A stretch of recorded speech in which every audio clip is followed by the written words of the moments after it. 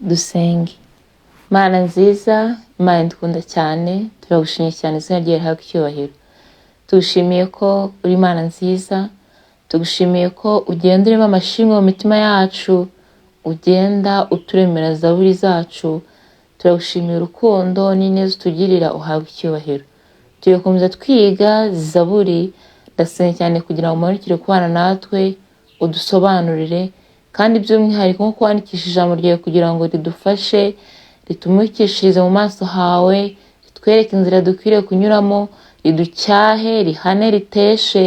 Ndasenga cyane kugira ngo ibyanduye biri mu mitima yacu, inaringe ziri muri twebwe, umwijima uri mu mitima yacu ukurwemo n'ijambo ryawe, bityo ugiye kwerekanwa tuzagusanganire twishimye. Ni mu izina rya Yesu Kristo musabye nizeye, amen. Zaburi ya 5.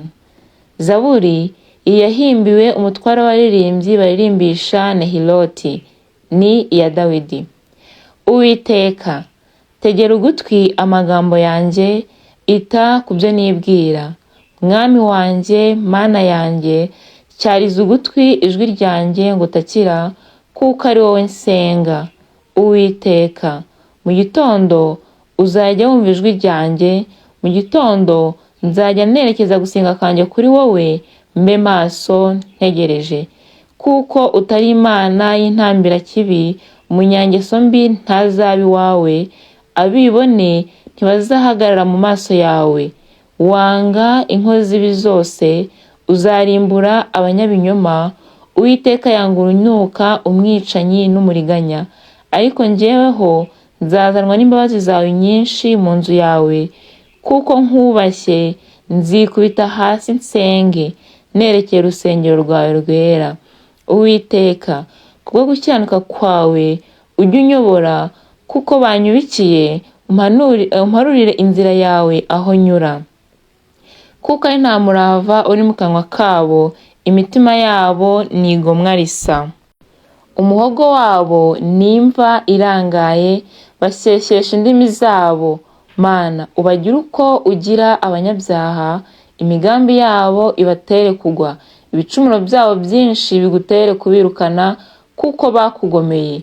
Nibwo abaguhungiraho bazishima, ibyishimo bizateza amajwi hejuru y'iteka, kuko barinda. Kandi abakunda izina ryawe bazakwishimira, kuko uzaha umukiranutsi umugisha. Uwiteka, uzamugotesha urukundo rwawe nk'ingabo. Haleluya, amen. Imana yacu ni nziza, Imana yacu ni urukundo, Imana yacu ni Imana ifite kugira neza kwinshi, ariko ni Imana yanga icyaha. Imana yacu ikunda umunyabyaha, ikanga icyaha. Reka ubwo tubonye ko hari ibihano bizagera ku bakiranirwa, reka ubwo tubonye ko Imana yanga inkozi z'ibibi zose, wowe nanjye witekerezeho, nanjye nitekerezeho. Urebe imigendere yawe, urebe imikorere yawe, urebe ibyo wirwamo, urebe ibiganiro ukunda kuganira n'inshuti zawe. Inshuti yanjye, iki ni igihe cyo kugira ngo duhinduke rwose. Iki ni igihe cyo kugira ngo twumve ijambo ry'Imana icyo ritubwira, bityo tubashe kugendera mu nzira nziza. Imana igushoboze kumvira ijambo ryayo, kandi guha imbaraga mu izina rya Yesu, amen. Kadusenge. Uwiteka Mana nziza, urakoze ku mwanya mwiza uduhaye.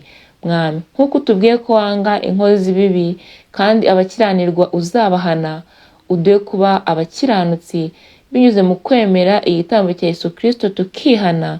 Ni ukuri tugatangira no twezwa nawe, twifuza kuri buri ntambwe kuyoborwa nawe. Reka iki kibe icyifuzo cyanjye n'icy'undi wese wumviye zaburi, mu izina rya Yesu, amen.